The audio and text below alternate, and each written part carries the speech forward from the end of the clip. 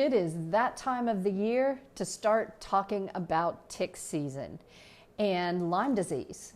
And if you're not familiar, Lyme disease is not just Borrelia, which is officially Lyme disease, but there are multiple co-infections that can also come from an infected tick. We now believe that many spiders also contain some of these infections, and some researchers are even suggesting that mosquitoes can carry this. So it's very, very important to protect yourself as we roll into springtime and these ticks are the most active. The first thing you want to do is take care of your own immune system, because that is always your best defense against anything. If you go to my website, myvitalityproject.com, you will scroll down and see I offer a free resilient immunity guide.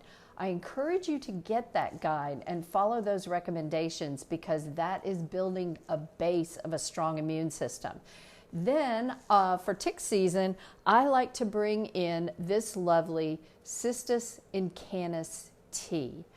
This tea has a very beautiful kind of light flowery taste. It's a lovely tasting tea. You can brew it in a little tea ball with boiling water, or you can even brew it outside and make sun tea. If you're in an area of the country where that's not popular, here in the South we make sun tea all the time.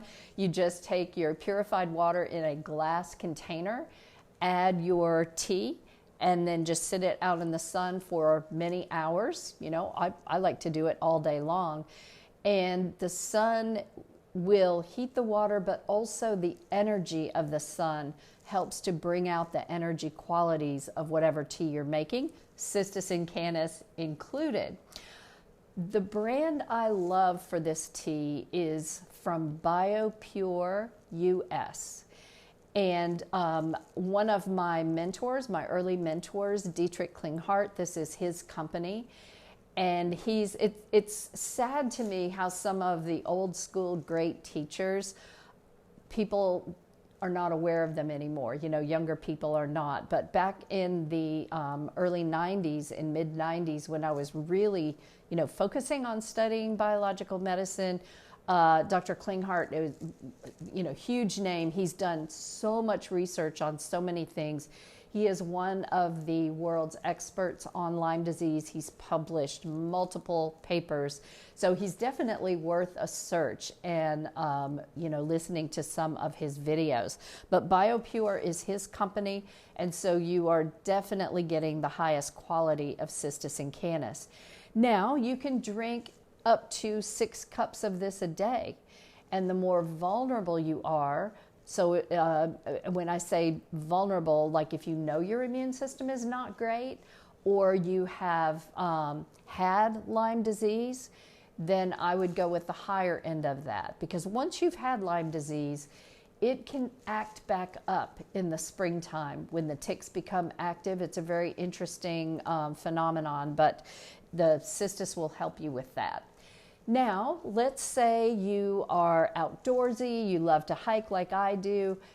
It's not going to be uncommon for you to get a tick bite. So I want to help you to know how to minimize your chances of that happening. First of all, just wear light colored clothes so that you can see the larger ticks if they're on you. Ticks do not drop down from the trees, so you don't have to worry about covering your hair, anything like that. Ticks are going to crawl upwards, so they are on litter on the ground, like old leaf litter, weeds, standing grasses, things like that. That's where you're going to have your ticks. And they, they get on your body, they'll jump on your legs, or, as you brush by them, they grab your pants going by. So wear light colored clothes, tuck your pants into the tops of your socks so there's no entry point of flesh for them. And then also tuck your shirt in. Again, if you have an open shirt, you're giving them an entry point to get to your flesh. So those two things will help. Now, using essential oils is also really helpful because certain essential oils can repel the ticks. Oregano oil is a really good one. Thyme oil is another good one. And clove bud oil is very good. I've tried mixing those together. It's not the best tasting, or sorry, the best smelling thing in the world, but you can experiment and see what you think. But definitely spray down your legs and shoes and sock area when you're going to go out and go hiking. And then, regardless of how much you have protected yourself with your clothing and your essential oils, when you get home, strip off your clothes and do a tick check. Just check your body, look all over, and check yourself for ticks. Now, ticks are in several sizes because the little ones, the nymph ticks, can also bite you, and they go on up. So any tiny black speck that you see on your skin, you want to brush it off. If it doesn't brush, it might be a little nymph that has attached to you, or a larger tick. If a tick attaches to you, don't do what we used to do when I was a kid. So I grew up here in the Atlanta area, and we have lots of ticks here. You're definitely going to get them in the summertime. And what they used to do for us is they would strike a match and blow it out and then touch the tick with the hot match head and burn the tick. Theory being that makes the tick let go of you so you can pull it out. In actuality, it makes the tick regurgitate its juices into you. And so, that was the exact wrong thing to do. So if you still have heard that old wives' tale, don't do it. This is what you want. These little devices are called a tick tornado, and you can just look up tick tornado online. You can use these on your pets. You can use these on yourself.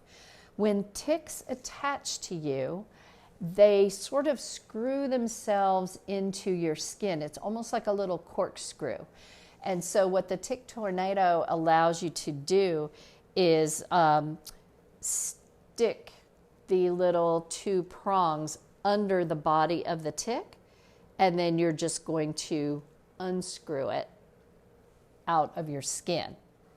It works like a charm. This is the best way to not have the tick, infect you with whatever, microbes are in their saliva. So there you go. Get yourself prepared. Go ahead and order your tick tornadoes. These I already had in my purse. I carry them, for years, and keep them handy because you just never know when you might scratch your head and go, wait a minute, what is that? And find a tick. So you want to be prepared to take those guys off the right way.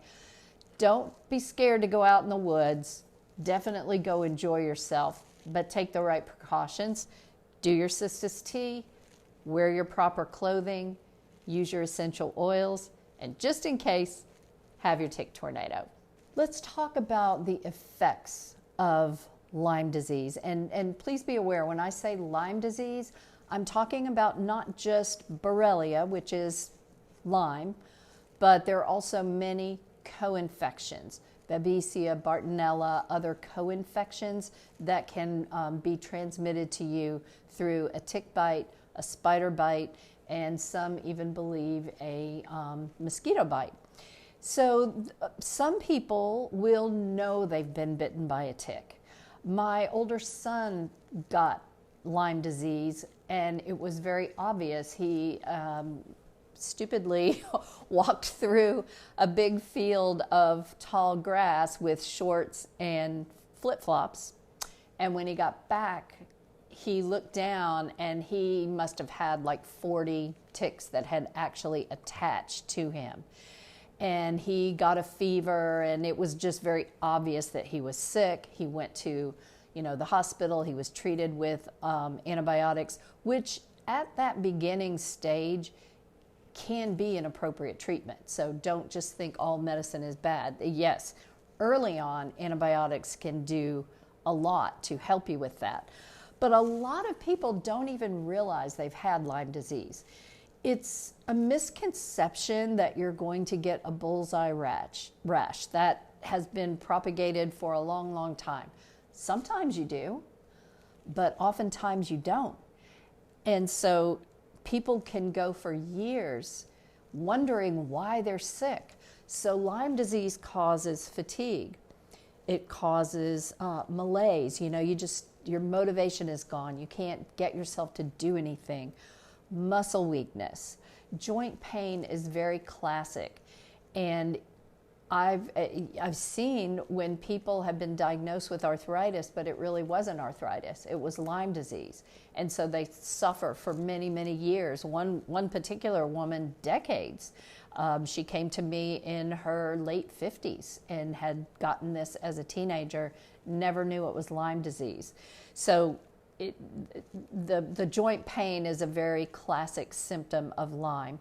But if you feel really crappy for no reason and you do the right things and it doesn't improve, I would suspect, take a look at Lyme. Now, how do you do that? It's very, very difficult to diagnose. So you can do medical tests to see if you have Lyme. A Western blot test is a popular one, but they don't always show it. So if you test positive, yes, you do have it. If you test negative, it's not definitive. So I personally, when I'm working with clients, I do muscle testing, I do kinesiology. I look at the symptoms, and if it looks like it, sounds like it, feels like it, and they muscle test well for a Lyme remedy, I use homeopathic remedies, then we will do a round of treatment and see, do they feel better? And there's nothing wrong with doing that. Homeopathy is completely, gentle enough. You can't go wrong with it. You cannot, treat you. If you take it and that's not what's wrong with you, it just doesn't have an effect. So anyway, it's not the easiest thing to diagnose, but you need to be aware of it and you need to question if that could be a thing. Now, here's a trick. When you have Lyme or any of the co-infections of Lyme, you also become more vulnerable to other chronic conditions. Epstein-Barr virus is another one that will activate very easily.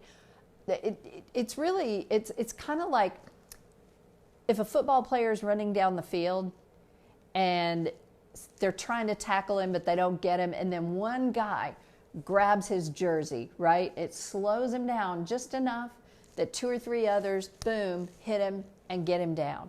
Well, that's the way Lyme is. That's the way Epstein-Barr virus is. That's the way mold is. Once you have one of these things, it can, reactivate other dormant things you may have in your body. So it's makes you less able to stay on top of everything else. So anyway, it's super important to understand that Lyme is a very real thing. It is not unusual. It has spread throughout the US and Europe like wildfire. It used to be thought that, we don't have it in Georgia, right, which is where I'm from. And that's ridiculous. We have plenty of it in Georgia. I see it all the time. So don't be scared, but also don't take it lightly. Watch the video on how to protect yourself during tick season. Get out and enjoy yourself, but do the precautions. Drink your cistus and canis tea. Use your essential oils that repel ticks. Wear the proper light-colored clothing. Everything tucked in. Pants tucked into the socks, shirt tucked into the waistband to minimize the opportunity for a tick to attach to you. Tick check yourself after being out camping or hiking or even working in the yard. You can get a tick. And then have the little tick tornado devices on hand that if you do happen to get a tick, you can remove it properly.